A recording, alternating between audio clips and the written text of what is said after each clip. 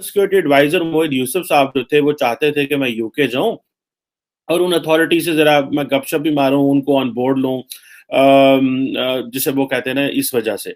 अब ये है कि वो कहा जा रहा है कि अब ये विजिट जो है बेसिकली ये आपका कहा जाता है कि पोस्टपोन किया गया। जाहिर बात है कैंसिल तो कई लोग। आप Indian national security adviser Ajit Kumar Doval को देखिए। अजीत कुमार डोवल इराक तक जा रहा है, सीरिया तक जा रहा है, वहां दाइश से कांटेक्ट कर रहा है, दाइश के लोगों को लेकर आ रहा है, फिर दाइश की स्टैब्लिशमेंट हो रही है। ये सारे काम के पीछे आपको अजीत कुमार डोवल नजर आ रहा है। ना आपको पाकिस्तान का प्राइम मिनिस्टर कहीं नजर आ रहा है, ना आपको पाकिस्तान का नेशनल सिक्योरिटी एडवाइजर नजर आ रहा है, फॉरेन मिनिस्टर तो है ही नहीं। ये अब एक तो अफसोसनाक इसको कहा जाए, जाहिर है शर्मनाक कहा जाए, गमगीन कहा जाए, इसको क्या नाम दिया जाए इसको, लेकिन उससे बढ़ के बात यह है कि इस पे एक रवायती सा बयान आना, बहुत ही रवायती, बल्कि रवायती भी। पाकिस्तान के नेशनल सिक्योरिटी एडवाइजर मोहित यूसुफ जाने वाले थे यूके, अगले हफ्ते उनका दौरा था और इस दौरे से पहले ही ब्रिटेन ने बिना कोई रीजन दिए उनके इस दौरे को कैंसिल कर दिया।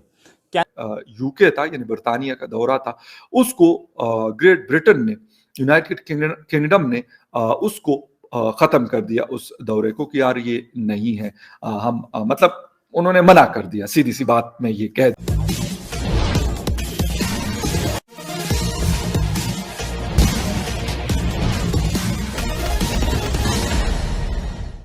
पाकिस्तान के राष्ट्रीय सुरक्षा सलाहकार एनएसए मोहित यूसुफ का यूके का दौरा निर्धारित था, पर ऐन मौके पर यूके ने उन्हें यूके आने से मना कर दिया है, जिससे पाकिस्तान को बड़ी शर्मिंदगी उठानी पड़ी है। और कहा जा रहा है कि इसके पीछे भारत के राष्ट्रीय सुरक्षा सलाहकार अजीत डोभाल का हाथ है।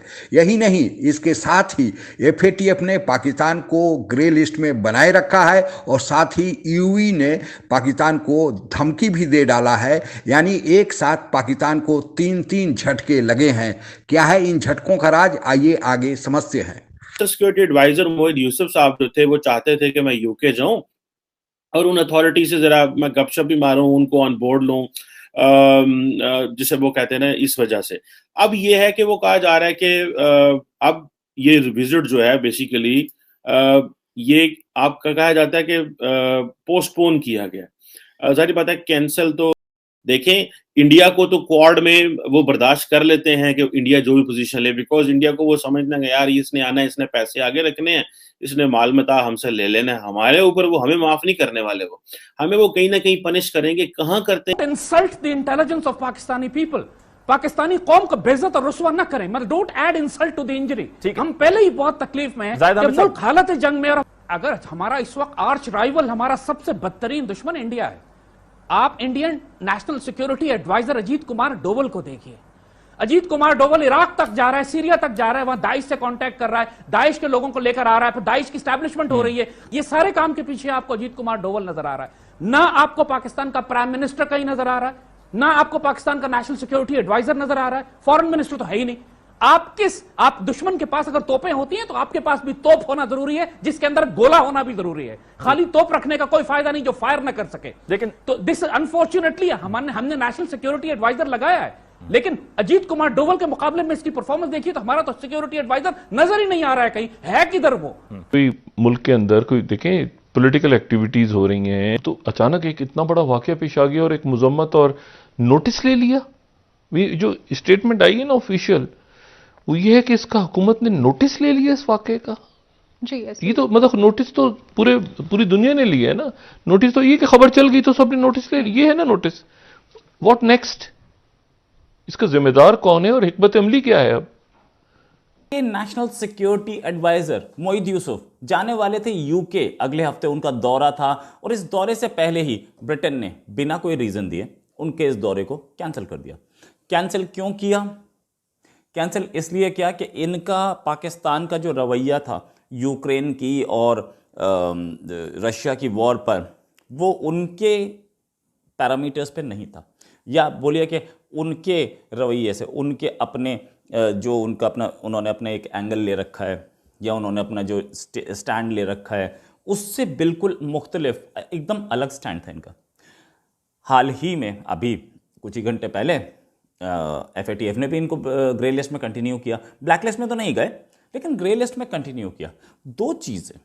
दो चीजें जहां पे होती हैं इंटरनेशनल लेवल पे, और इनको पता चलता है कि हम इंटरनेशनल लेवल पे आइसोलेट हो रहे हैं, दिख रहा है, साफ दिख रहा है, फिर भी मानने के लिए तैयार नहीं है।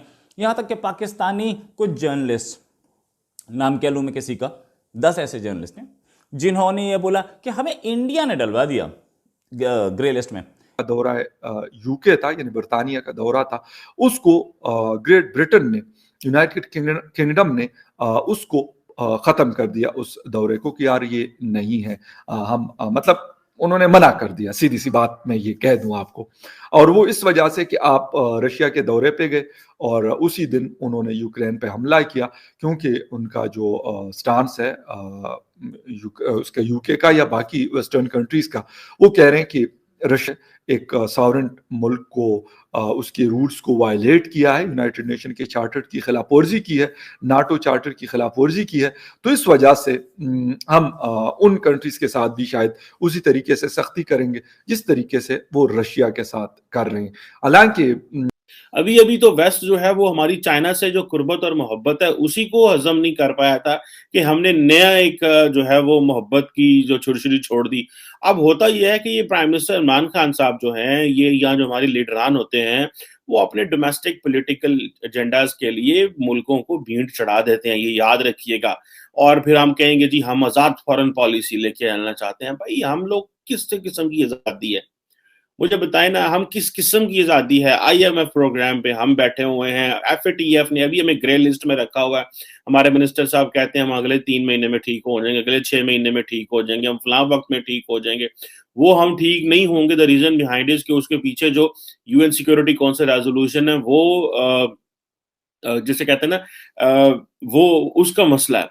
और मैं व्यूअर्स दोस्तों, literally what I have learned over the period of time, मैं ये समझता हूं कि पाकिस्तान को अब सच बोलना चाहिए। हमारे लीडरान को पाकिस्तान कभी अपने गिरेबान में झांक कर नहीं देखता कि उसकी करतूतें क्या रही हैं और अभी क्या हैं, उसकी अंतर्राष्ट्रीय स्तर पर कितनी साख है, कितनी विश्वसनीयता है, उस पर वह ध्यान नहीं देता। उसे हर चीज में भारत का ही हाथ दिखाई देता है। अभी हाल में ही पाकिस्तान के राष्ट्रीय सुरक्षा सलाहकार यूके का दौरा करने जा रहे थे, पर एन मौके पर यूके ने उनके दौरे को रद्द कर दिया है और उन्हें मना कर दिया है कि वे यूके न आए। उसके पीछे भी भारत का ही हाथ पाकिस्तान के लोगों को दिखाई दे रहा है। चाहे कुछ भी हो, पाकिस्तान को हर बात में भारत का ही हाथ दिखाई देता है। चाहे पाकिस्तान में अलगाववाद की घटनाएं हो, बलूचिस्तान से पाकिस्तान में आए दिन हमले हो रहे हो, बाकी बलूचिस्तान को पाकिस्तान से अलग करने की मांग हो, सिंधु देश में अलग सिंधु देश बनाने की मांग हो, सभी के पीछे उसे भारत का ही हाथ दिखाई देता है। पाकिस्तान के प्रधानमंत्री इमरान खान को हटाने के लिए अगर वहां के विरोधी दल कोई आंदोलन चलाते हो, धरना प्रदर्शन करते हो, उसके पीछे भी उन्हें भारत का ही हाथ दिखाई देता है।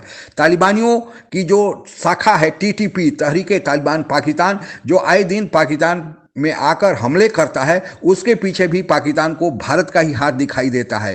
FATF के ग्रे लिस्ट में अभी पाकिस्तान पिछले 3 साल से बना हुआ है और कल जो बैठक हुई उसमें भी पाकिस्तान को FATF से नहीं निकाला गया, उसे FATF के ग्रे लिस्ट में बरकरार रखा गया है। उसके पीछे भी उसे भारत का ही हाथ दिखाई देता है। पाकिस्तान को जो यूरोपियन यूनियन ने धमकी दिया है कि पाकिस्तान के व्यापार के लिए जो GSP+ का स्टेटस यूरोपियन यूनियन ने दे रखा है, वह उसे समाप्त करने जा रहा है, उसके पीछे भी वह भारत का हाथ देखता है। अमेरिकी राष्ट्रपति पाकिस्तान के प्रधानमंत्री इमरान खान से अभी तक शिष्टाचार वर्ष अभी तक फोन कॉल नहीं किए, उसके पीछे भी उन्हें भारत का ही हाथ दिखाई देता है। अमेरिका जो आए दिन पाकिस्तान को धमकी देता है और साथ ही पाकिस्तान के नए राजदूत का जो वहां पर अमेरिका में अप्रूवल होना था, उसमें हो रहे देरी के लिए भी पाकिस्तानी की जनता, पाकिस्तान के लोगों को यह पढ़ाया जाता है कि इसके पीछे भी भारत का हाथ है। पाकिस्तान के संबंध UAE, सऊदी अरबिया से जो दिनों दिन खराब होते जा रहे हैं, इसके पीछे भी भारत का ही हाथ है। FATF में पाकिस्तान फंसा हुआ है और उसके अलावे पाकिस्तान को IMF से जो कर्ज मिलने में देरी हो रही है और IMF उसमें और शर्तें कड़ी शर्तें पाकिस्तान के लिए जोड़ रहा है, उसके पीछे भी भारत का ही हाथ दिखाई देता है।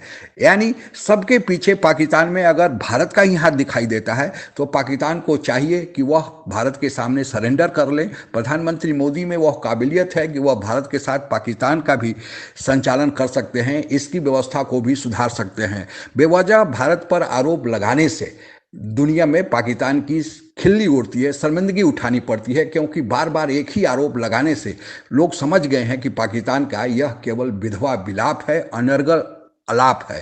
पाकिस्तान को चाहिए अपने घर को ठीक करे और इसके बाद सारी चीज़ें अपने आप ठीक हो जाएंगी। दूसरे पर आरोप लगाकर समस्याओं का निदान नहीं हो सकता है, समस्याएं ज्यों की त्यों पाकिस्तान में बनी रहेगी। आज के लिए बस इतना ही। जय हिंद। आप अगर हमसे जुड़ा रहना चाहते हैं तो कृपया मेरे चैनल को सब्सक्राइब करें तथा बेल आइकन भी दबा दें ताकि नई वीडियो की जानकारी तुरंत आप तक पहुंच जाए। धन्यवाद। जय हिंद।